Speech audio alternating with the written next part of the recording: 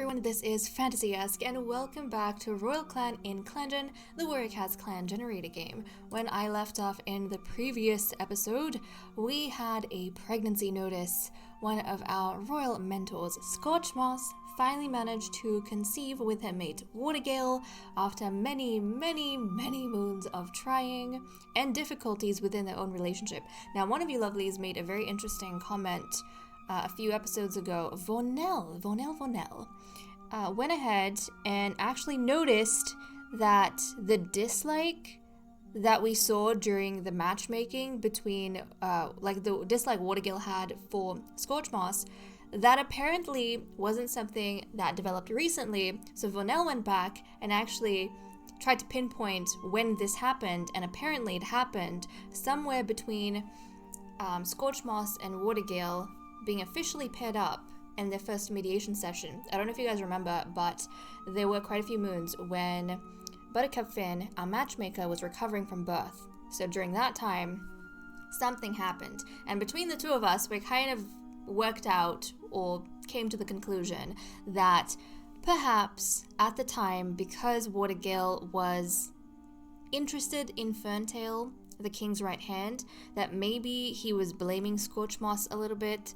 for being stuck in this relationship and giving Ferntail the wrong idea, because that's when all our love triangles and stories and webs started getting a lot more complicated, and that maybe in retaliation, partly to even that, Scorchmoss was showing sass because she wasn't gonna let her mate take advantage and walk all over her, right? So I think that's probably the difficulties that the two of them were having the last couple of moons, like recently. This disagreement because of that, and then obviously since Watergale was having a lot of worries about the mating initially, that's probably why he was even more upset recently, because after all of that, he finally fell in love with Scorchmoss, but then she rejected him in a way. So yeah. It was stuff. It was a lot of stuff. But okay, let us go ahead, dive, not here, I feel like I did this last time too, to the leader's den, and roll the dice to see how King Canary Star is going to handle the next gathering. Okay, I got a 6 on the D10, that's Ice Clan, and we have a 6 on the D8, which is a befriend. Okay. Again, it's interesting, but whenever our clan is getting ready to have kittens, the king seems to have a nicer attitude towards the independent cat groups, probably because he doesn't want any danger coming to the newborns. Okay, let's skip a moon and see what happens. With the additional focus of the clan, 3 pieces of prey and 2 herbs were gathered. During the gathering, King Canary Star does his best to get on Ice Clan's good side. So clan relations have improved. Ferntail no longer has a running nose. What? A fire rages through the forest. Ferntail manages to escape, though not unscathed by the experience. Oh my goodness, what happened to Ferntail? What happened to Ferntail? There was a fire in the forest. Scorchmoss hopes the litter will be small. She feels overwhelmed at the idea of a big litter. She moves into the nursery, grumbling her protest all the way. And Bearpaw's bruises have healed. What happened to my Ferntail? Oh no, Ferntail, is he like burnt? He has burns! I don't know if that's gonna affect his, pelt or anything, if he's gonna have scarring from that. But Scorchmoss, who looks so pretty, all bundled up. Her, pelt looks so pretty. She is in the medicine cat den, of course. Okay, so let's jump in here and take a look. Ferntail was given Poppy as treatment for running nose, and then the running nose healed. Bearpaw's bruises healed. Crowpelt gathered cobwebs and horsetail this moon. With the additional focus of the clan, following herbs were gathered, 1 cobwebs and 1 horsetail. And now let's go through relationships. Ferntail listens to Bearpaw's big plans for the day. An injured butterfly lands in front of Ferntail and Bearpaw. They take turns nurturing it for a few days until it can fly again. That's adorable. Crowpelt learns something new about a clanmate from Icicle Speck. Crowpelt sees a clanmate complimenting Flailstorm and feels a pang of envy. Scorchmoss and Icicle Speck don't start their days without one another. Scorchmoss hears a nice story about Shining Paw. Scorch Moss goes out of her way to catch Watergill's favorite prey. Look at that. So she's definitely been giving more attention to Watergill now that she is in the nursery. And that's actually quite nice. I mean, she does view him as a friend. We do know that. I'm going to keep checking to see like when they fall in love or if she falls in love, because that would be intriguing, wouldn't it? So far, up until last moon, that hadn't been the case. She was still viewing this as an official thing, and she was also just seeing him as a friend who she was having a little with, and she was kind of happy to expand the family with him, but yeah, definitely was not thinking of him in the same way that he was thinking of her. But she's giving him more attention now. Icicle Speck is hiding behind a bush ready to pounce on Buttercup Fin. Icicle Speck, Scorch Moss, and Buttercup Fin took a sunbath and had a little small talk.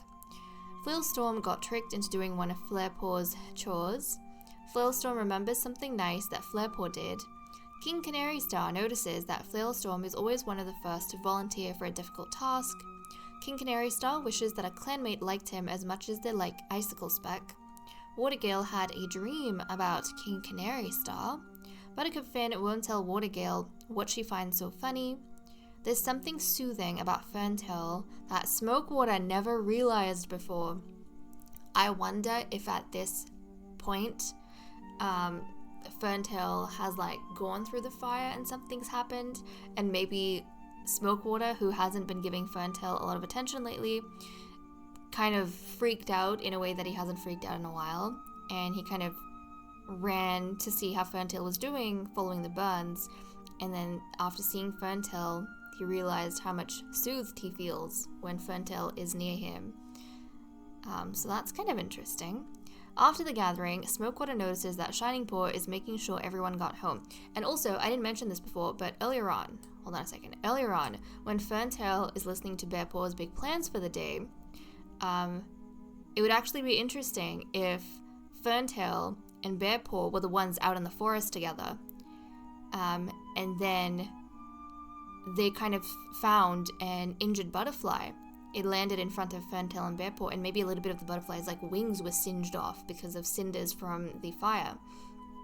And so they decided to take the butterfly back to the grotto so they could help the butterfly recover again. And so Ferntail maybe sent the butterfly with Bearpaw, and he decided to investigate where the cinders were coming from before he, went back to report. And then he came across that fire, and he kind of got trapped in the forest and got some burns. I think maybe that we can interpret, that as the fire event that kind of happened. And then obviously down the line here, when Smokewater found out that Ferntail had come back to camp with burns, he was so freaked out, he ran straight to Ferntail. After the gathering, we read that, Buttercup Fin asks Flailstorm to teach her how to sing so well. Buttercup Fin and Icicle Speck have a race. Buttercup Fin wins. Shining Paw and Icicle Speck worked well together on a patrol. Bearpaw follows through on a small promise made with Flairpaw. So some brother-sister bonding over here. Bearpaw's friend says nice things about Smokewater, but it just makes Bearpaw jealous. Interesting. Bearpaw was spending some time with Ferntail when they found that butterfly, so I wonder if Bearpaw went to visit Ferntail to see how Ferntail was doing with the burns, and then Ferntail mentioned how Smokewater came to check up on him, and he was saying nice things about Smokewater, and Bearpaw got a little bit jealous.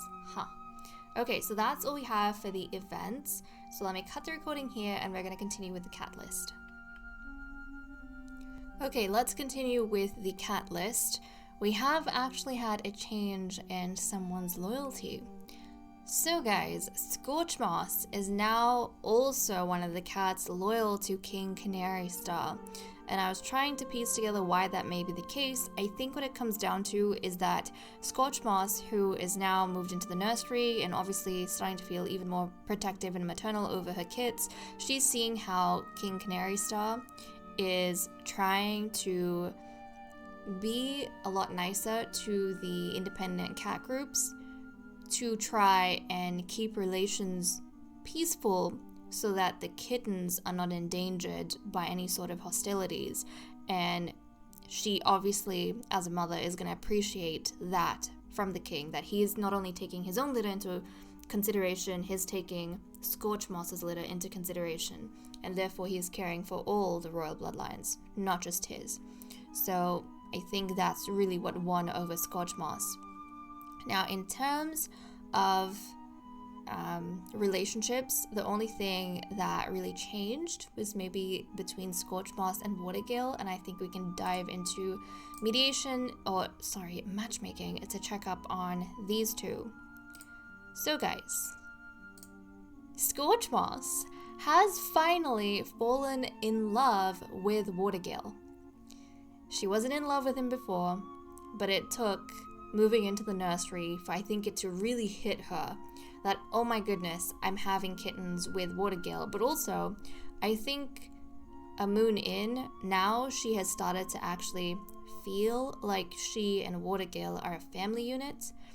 And I think that also is what made her fall in love with him, which is very nice. I feel like these two had a very slow love story compared to King Canary Star and Buttercup Finn. Their love story was so fast and so quick.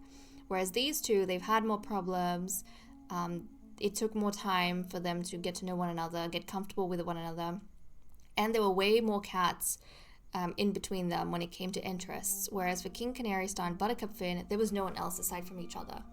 And there hasn't been anyone else aside from each other since then. Whereas these two, they were connected to too many cats beforehand, and feelings were messy and all over the place. But I'm glad that they managed to finally work it out between the two of them. Okay, now let's go ahead and see what everyone is doing for the day.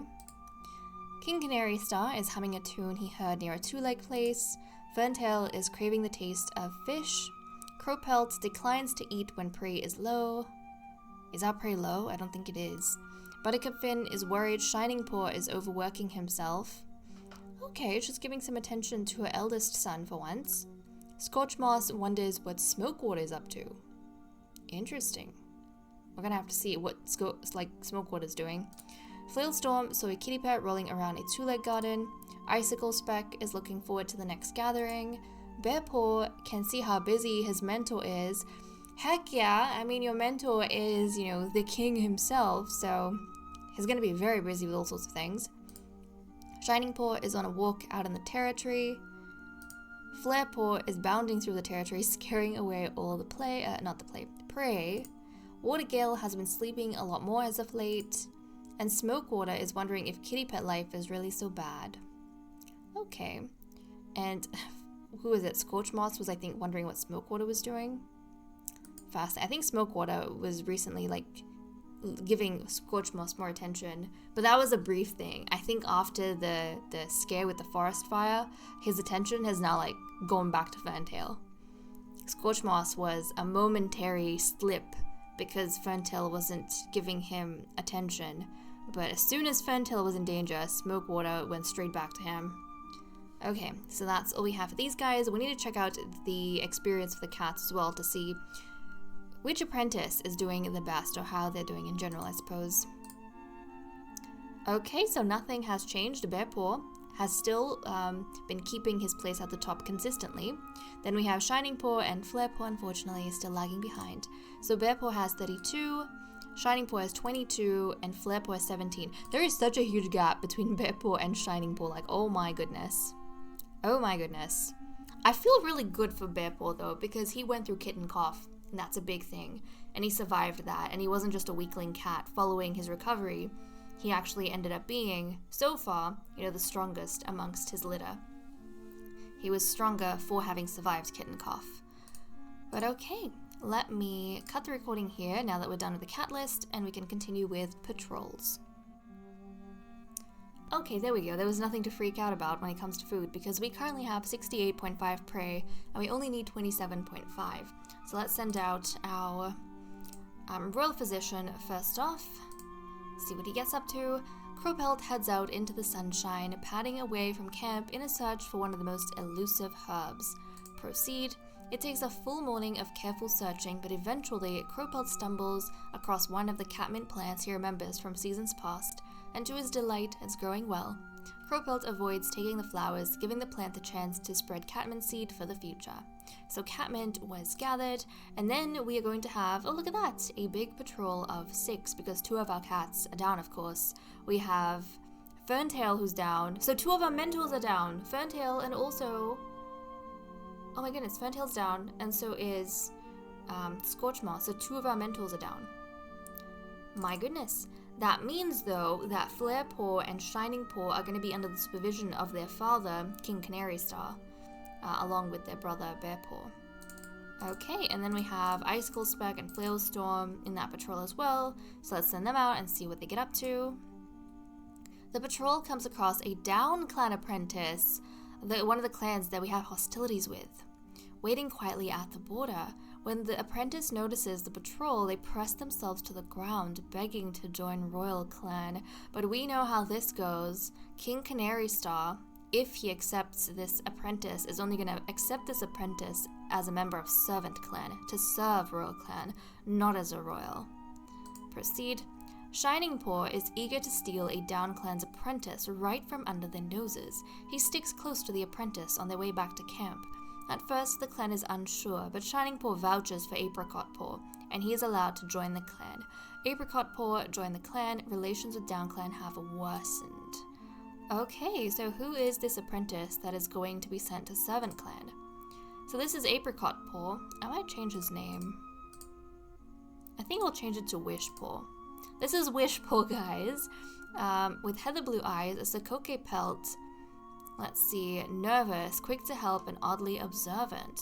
But yeah, he is not staying within the clan, of course. He is going to be in our Servant Clan, one of the cats that are going to be subservient to us. So, okay, look at that. Our Servant Clan is slowly but surely growing, guys. We have 6 cats in Servant Clan at this point who are in the background, you know, serving our royals and helping to gather those resources that we are getting and to kind of keep order in the forest, so to speak.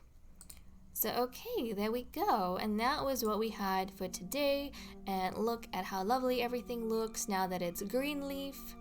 The moss is not nearly so vibrant as it is in New Leaf, but still everything is looking quite nice. But okay guys, with that said and done, I am going to leave off here. Thank you so much for watching. I hope you all enjoyed, and I will see you all next time. Bye bye.